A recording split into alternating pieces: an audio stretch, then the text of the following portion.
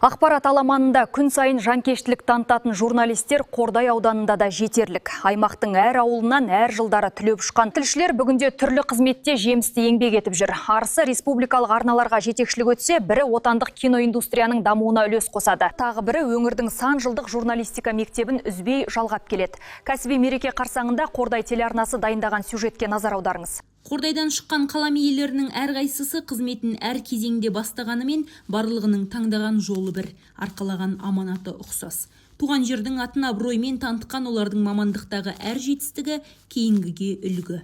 Аймақтағы журналистика мектебінің негізін қалаған буынның басында Несіпбек Дәутаев, Әшірбек Көпішев, Марал Ысқақбаев пен Жапар Көкбаев, Құрманбек Әлімжан сияқты ардагер азаматтар бар. Талай ардагер журналистер қызмет етті. Кейіннен оның бірталайымен өзімізде қызметтес болдық. Мен жұмысқа келген кезде 76 жылы. 3 майдангер бар болатын. Анатолий Андреев деген редактор болды. Жапар Көпбаев деген редактордың орынбасары болды. Мақан Моқаев деген ағамыз бөлім меңгерушісі болатын. Осы 3 майдангермен қызметтес болдым. Сондай-ақ жамбылдық медиа саласында ғалым Қасабай, Асқарбек Сейілхан, Райхан Шәлібек қызы Жасұлан Сейілхандардың орны ерек. Ал отандық телевизия саласындағы білікті медиа менеджерлердің бірі Ринат Кертаев та Қаракемердің тумасы. Мереке қарсаңында туған жерде ашылған тұңғыш телеарна Қордай 24 ұжымына жылы лебізін білдірді. Біздің киелі мекен Қордайда аудандық арна ашылыпты. Бұл Жамбыл облысындағы тұңғыш аудандық телеарна екен. Ауданда үлкен жаңалықтар, түрлі саяси, экономикалық және әлеуметтік оқиғалардың көп болатынын білеміз. Осы жаңалықтарды Жамбыл жұртына, Қордай халқына жеткізерде үлкен рөл атқаратын мықты медиа болатындығына кәміл сенімдімін. Қордай 24 арнасынан тек жақсы жаңалық күтейік, жағымды жетістікке, жеңіске толы жаңалықтар көп бола берсін. Бүгінге дейін көрерменге 20-дан аса телехикая мен қызығы таусылмаған түрлі ток-шоуды ұсынып жүрген белгілі продюсер Толқын Сейдолла қызы да қордайлық. Еңбек жолын Қазақ радиосында бастаған ол, әр жылдары республикалық телеарналарда жемісті еңбек етті.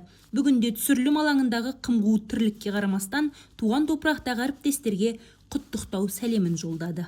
Ауданымыздың тыныс тіршілігін паш ететін, жақсы жағымды жаңалықтарды көбірек көрсететін телеарнаның ғұмыры ұзақ болсын. Сонымен қатар әріптестерімді бұқаралық ақпарат құралдарының төл мерекесімен шын жүректен түсірілім алаңынан жалынды сәлемменен құттықтаймын.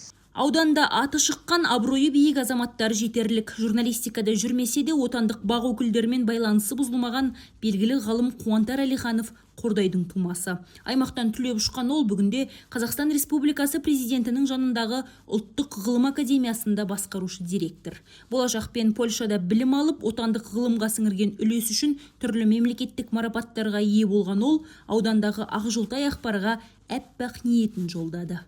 Қордай ауданында тұңғыш рет Қордай 24 телеарнасының ашылуы барша қордайлықтар үшін қуанышты және де тарихи жаңалық деп айтуға болады.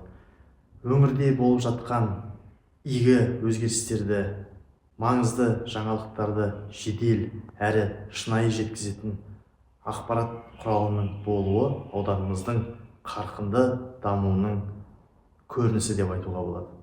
Қордайдан қанат қаққан журналистердің жетістігі туған өлкенің де мерейі. Қаламына адалдықты серік еткен маманның ең үлкен марапаты көрерменнің сенімі. Айтпақшы, қазақ елінің тұмса табиғатын таспалап, әлемге паш етіп жүрген Әділет Рахметолла да Кенен ауылының тумасы.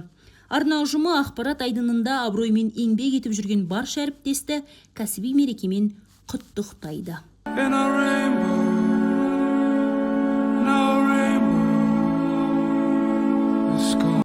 Мадина Оқас, Дәулет Әкімов, 24 News.